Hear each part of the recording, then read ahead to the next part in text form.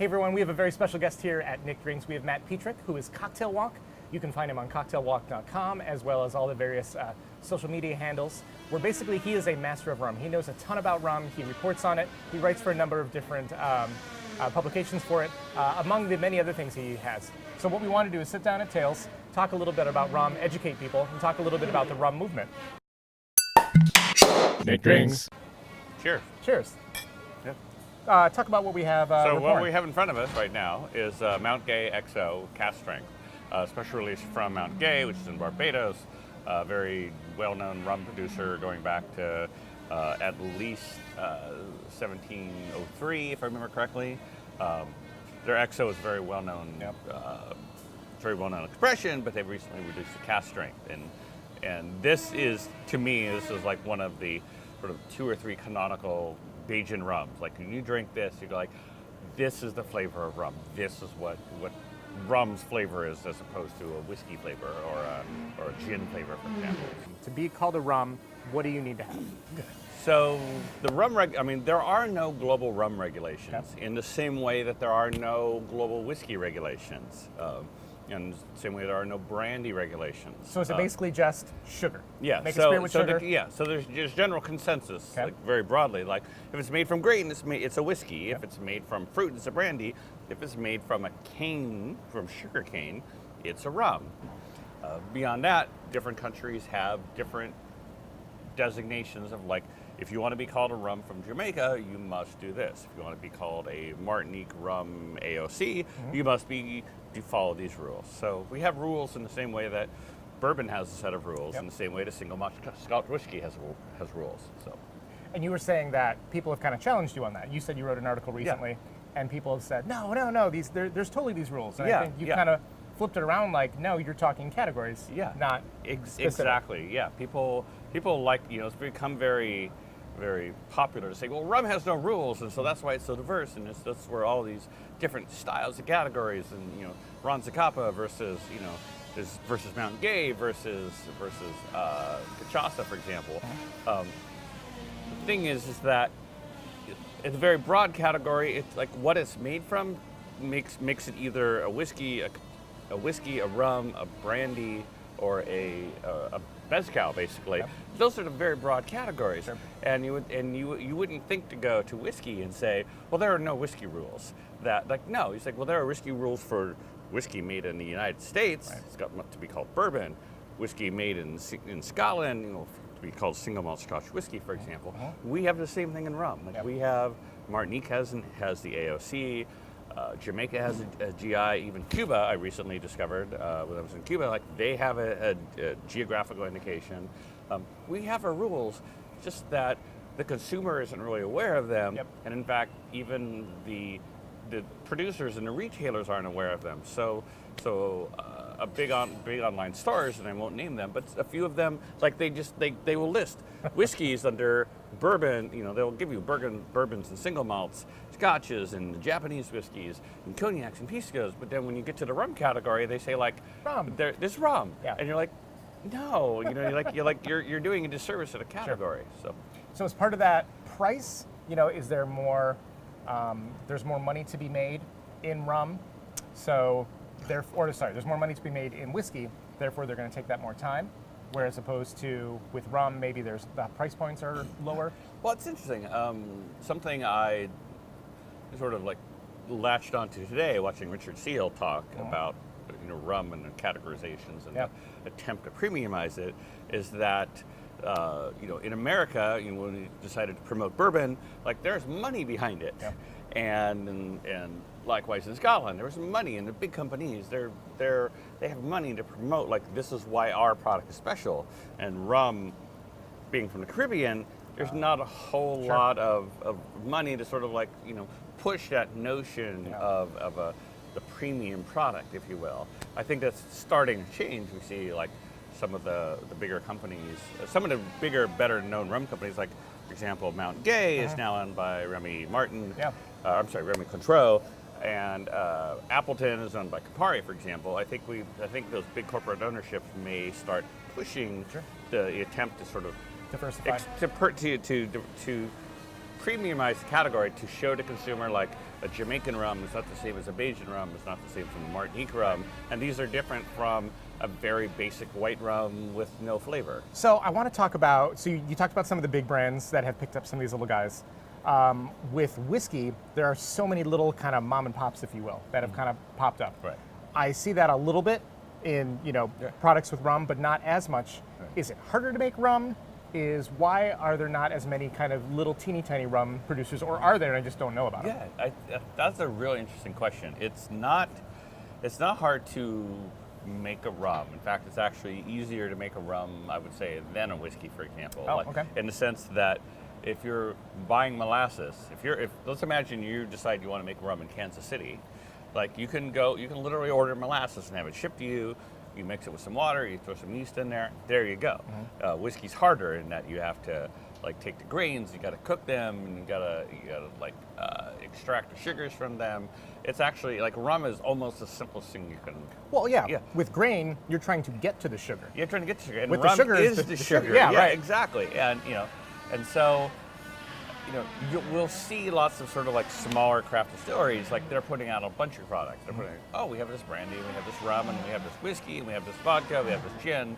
At the end of the day, like as long as you get to the sugar, you can make some product from it. Got it. I think interesting about this rum in particular, which is surprising, is that if you read the label, and actually it's part of the education. Yeah. If you read the label, you'll see like it's a Jamaican pot still rum, and this is actually an interesting subcategory that you see more with rum than other categories of essentially sourcing rum from the Caribbean and maybe aging it yourself. And that's exactly what they did. Yeah, exactly. Yep. So it's not like it's not an American rum. It's not truly a Jamaican rum. It's like made in Jamaica, aged in the United States, for example. But you start getting into these possibilities of buying raw rum from the Caribbean, aging it yourself, and I've even seen companies who I'm drawing a blank here on who it was. Basically, sometimes making their own rum and then blending it, say 50-50 with another rum. Okay. So like a Trinidad rum blended with I think there's a company in Pennsylvania, I think, who I think it's Maggie's Farm, who basically we make our own rum, we blend it with rum from the Caribbean, and we can we can give you a good flavor profile at a pretty attractive price. Sure. So, there's lots of things coming out in the market here, and it's not hard to make it yourself. I would say it's hard to make it well, to make it flavorful. Okay. And even there are American companies, and the one I love to tout is Privateer out of Massachusetts. Yeah, absolutely. Yeah. They're amazing. Yeah. Maggie Campbell's a good friend of mine, and you watch them make it. You look at their molasses that they're using, and the sugar cane, and just their source material, and the way they distill it, and the way they age it, and it's in full-size cask, and you drink that and go like, that's an American rum. Yeah. That is something I get behind. That has flavor. That's something very different from Me Too silver rum. Of we distilled something and made 80 proof flavorless distillate. Right. So. Let's talk a little bit about the rum movement. Okay. Certainly, I think part of that is, from what I've heard, people are trying to find the next bourbon. Bourbon's getting so expensive, and maybe even that's different from Scotch. Right. Scotch got really expensive. Now bourbon's gotten really expensive. Right. People are like, will it be brandy? Will it be rum? Right. Will it be something else? Right. What are your thoughts on that? Let's parse that down. Okay. One, do you think rum will replace bourbon as kind of the new hot thing? Right. And then two, talk about the rum movement. Well, first I want to say, I knows this. I thought you would like this. Yeah. So this is from Detroit. That's It's like that, but it's Jamaican pot still in Jamaica. And the silly part is I can read these labels and I know enough to probably can tell you who made it in Jamaica. Yeah. And that's why you're the expert. This is why I'm expert. Because I need to know these things. But wait till I tell you the price on that bottle. It's probably let's not go there. I hope rum doesn't replace bourbon. I love rum. It's the center of my universe, if you will. But I love bourbon. I love all distilled spirits. Yeah. Rum just has so many great stories about it that I can just spend all my time on it. But I love bourbon. I hope it doesn't replace it. I do want rum to be treated viewed in the same sort of respect, the way we think of a Pappy 23 or a W.L. Weller's. or the way that we'll fetishize a Port Ellen, Scotch whiskey, for example. We actually even within the rum world at this point, there's enough people you can say Hampton Estates, and enough people are like, they'll salivate over it. It's becoming sort of like that. It's a joke, but like the happy of the of the rum world. This particular Jamaican rum is just as flavorful, and actually more flavorful than an Islay whiskey, for example. I want, my overall goal here is to educate people and hopefully show them the diversity of what's out there. And I hesitate to use the word diversity because it means that, it's just whatever. But that there are, if you look at an aged agricole rum, it has this amazing flavor profile that is so different from an aged Jamaican rum, which is so completely different from an aged Cuban rum, for example. So I want people to understand that there's far more to it than 80 proof, multi-column distilled, basically vodka equivalents. When you talk about industrial rum, I feel like there really is almost like a subcategory in there. There's literally industrial rum, right? And then there's someone that takes a little more time with molasses and makes something a little more right. No, for sure. Talk about Cuba. In order, you had mentioned that Cuba has different kind of rules and regulations. Right. That's only if the country recognizes it. Right. Does the U.S. now recognize those intricacies of a Cuban rum? I would say the U.S. doesn't recognize really the intricacies of any rums. Oh, interesting. That's a general problem. It's a general problem. If you think about it, the U.S., as I understand it, based on my research and my talking to people, if you go to Scotland, there are Scotch, the island of Scotland, the country of Scotland, that basically, here is what makes it a Scotch whiskey, as defined by them. And the U.S. government, in the form of the TTB, will say, okay, we're down with that. We're going to enforce that as well. Yep. So you can't make something in Indonesia, for example, and label it Scotch whiskey because they'll say, well, it doesn't meet the rules and regulations of Scotland. Because we have a treaty. Yeah, we have a treaty. We recognize these geographical indications of other countries. Whereas rum, they're literally it has to be made from cane. And even there, you're like, wait a minute, last year, they approved a label, and there is a rum, and I italicize it, there's a rum that very clearly says made from sugar beets, that it's beet rum, literally does not meet the TTB definition of what is a rum, but yet the TTB said, go for it. Sell this, here's a label approval. The TTB does not even enforce its own regulations in that regard. So if it was beets, what would that make it? Would it just be a sugar beet vodka? We could go off for a long time on the definition of what exactly is vodka. Sure. But all right, understood. Yeah, I would call it from an impartial perspective, I would call it a sugar beet distillate. Got it. There is no sort of that's the more industrial term. Yeah, the more industrial term. But yeah, it's not rum by anybody's definition. Got it. And that's sort of the problem we're encountering is that other spirits categories are respected. We respect the designations of cognac, armagnac, pisco, single malt Scotch whiskey, Irish whiskey. Yeah, Irish whiskey. We respect those things, but when it comes to rum, we're like, whatever. And even in terms of age statements, it's supposed to be a number on a bottle. It's supposed to represent the minimum age. But when it comes to rum, you see bottles 23, and you're like, that's not the minimum age. It's a blend of rums from 6 to 23 years, and they're just literally the rum community is enforce the regulations. This is part of our problem. So we get no respect, and so it's a good Rodney Dangerfield. Yes. So you went to Cuba, which is amazing. We kind of have this nice little. You've been? I haven't. No. Oh, I'm sure it's great. Yeah. We had this little window, of kind of things kind of loosening up. Right. Maybe that'll stay. Maybe that won't. Okay. So far, it hasn't loosened as much as people have said it's. Interesting. People are freaking out, but if you read the regulations, the changes carefully, you're you still need an excuse to go, right? Yeah, you still need an excuse. Yeah. And you needed one before, whether the U.S. government, like the Cuban government, doesn't care. They Like, want money. yeah, come on in. Like, Yeah. we don't care. Like, the U.S. government is the one that cared. For example, like stories like Paul Clark from the Bible told me, it's like when he went, like they were very careful about checking what he was doing while he was away. When I came back, it was like, welcome home. And it was no big deal whatsoever. Really? Yeah. Okay. But it supposedly these changes are about making sure that you're actually in one of these 12 categories. And the categories themselves are incredibly broad. I mean, you and I, for example, could easily go under journalists. Like this, we're there to report a story. There's another category around like special events. Like you're there to cover, to basically attend a special event. Like there's, if Havana Club or somebody's having an event there, well, I'm going for that. Yeah. So you should go. I mean, seriously go. It's a very enlightening experience. Good. You brought up Havana Club. Yes.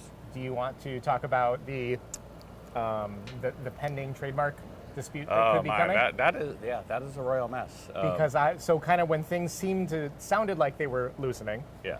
all of a sudden, this Havana Club bottle showed up on the shelves, 2-3 years ago? Actually, no. People think that. Okay.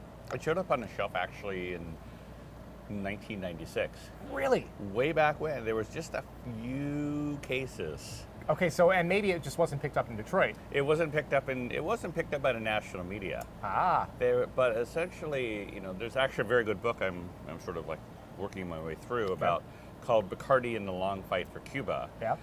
But it basically talks about in detail what was going on with the Havana Club trademark dispute, and it's basically like it's essentially Bacardi and the Cuban government with Pernod Ricard, like basically who owns this name, like who owns the Havana Club name, and essentially these few cases of bottles in 1996 are basically Bacardi trying to establish first, like we're using it, like we're selling Havana Club rum, like basically establishing a precedent there. Which you need for a trademark. If you're going to make a dispute, exactly. you need to show that you've made money on the name. And you have to defend it and all that kind of stuff. So it's an incredible mess, and to be honest, I can see both sides. Literally, like, if you listen to, I watched the thing on, I think it was CBS, but both sides have compelling arguments. You kind of wish, could we just deal away with, having been to Cuba, I'm like, why do we not have this rum in the United States? Right. It's ridiculous that we can't get it. People there, they need income. They need, I don't want to support the government per se, but I'm saying they're like a humanitarian. There's good rum being made there. Yeah. Why can we not get it here? It's kind of ridiculous that this thing of 60 years almost is holding it back. So whereas when I go to Canada, I mean, being Detroit, it's like, well, I guess you're right across. I can go up. I can go up to Vancouver. You go up to Vancouver. Yeah. When I go up there, it's everywhere. Yeah. It's like some people, it's like their rum. Well, and what I was going to say, you think it's yes, it's everywhere, but there are rums you can't get there. There are amazing. Okay. There are amazing Cuban rums that, for example, I believe.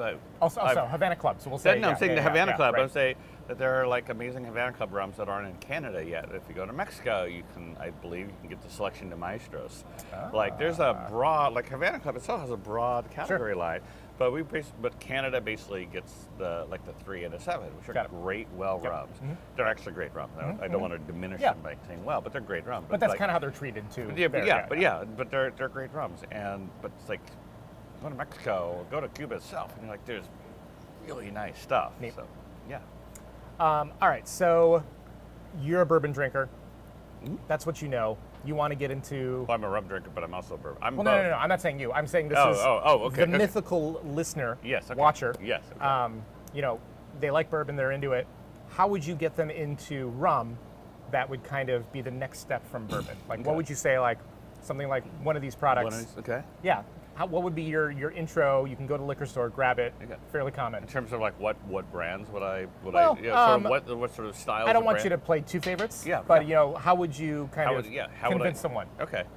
I would say there are basically there's sort of two ways. There's two ways could get people into there. There's one way is I call it the gateway drug, which is there are certain rums from say primarily South America, or South American, Central American, former Spanish colonies, which are sweetened. Okay. And so, think about rums like Ronzacapa or Zaya or Diplomática Reserva Exclusiva. Like, you can drink these, and you're like, they're unlike anything you ever had, and they're also incredibly smooth. Yep. Like, they have sugar, but they taste like they're great. Like, literally, like you can just like you drink it, and your brain cells go like, "This is good," then you'll drink it. And that's one path I've seen is like people are like, get them hooked. Like, this is rum. Believe it or not, this is rum. And then maybe they over time migrate towards the drier sort of styles.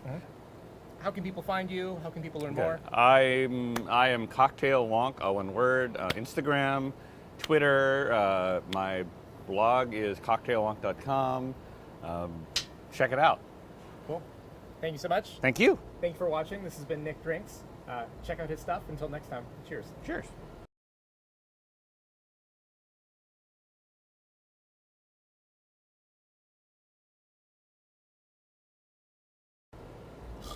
So warm. I know. I'm watching you sweat.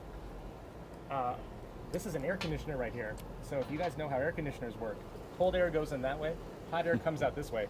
We are not only in the New Orleans heat, but we have a heater basically heating us, which I thought I turned off. It's definitely not as bad as it was. The sun's going down, I think. Yeah, that's definitely helping you.